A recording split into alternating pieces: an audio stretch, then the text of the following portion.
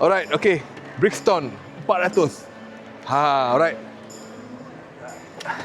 Sitting position. Handlebar. Oh, handlebar dia macam apa ni, T-Max punya style. Alright. Sitting position.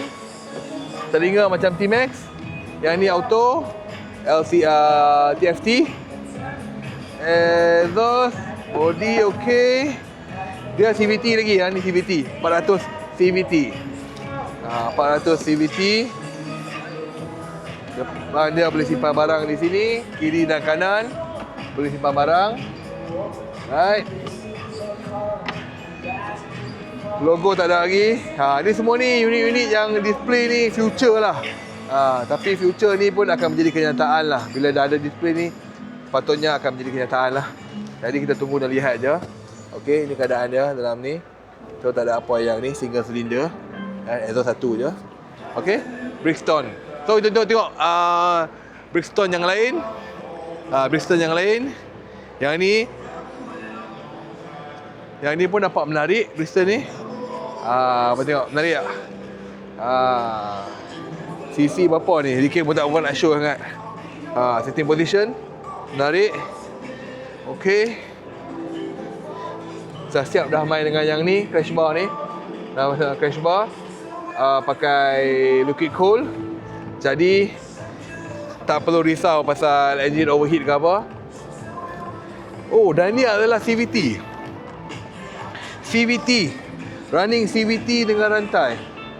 CVT dengan rantai sebab dia tak ada gear. Depan belakang pakai disc brake. Ni CVT system. Nampak dia tak ada gear punya ni. Nampak? Senang. Pulih jalan. Dia pakai CVT built-in. Menarik. Dengan rantai. Nampak dia kasar, nampak. Dia tak mahu ni. Sebab dia pakai CVT kan. Okey, menarik. Adakah betul dia pakai CVT? Jom kita check specification dia, Sat. Mana tahu kita silap cakap nanti kena kecam pula kan. So kita buka tengok Brixton MK Trial ada. Brixton MK 190cc 190cc. Coming soon juga. Apa tengok? Coming soon juga. Lepas ni keluar motor ni gempak habis lah. Okey. Dan dia tak bagi tahu dia pakai sistem apa untuk jalankan dia punya rantai dia. Alright. Dan sebelah Brixton yang ni ada yang ni pula. Ni jenis klasik. Jenis style cafe racer yang sebenar. Okey. So settle yang ini. Jom kita pergi satu lagi tempat. Alright? Okay.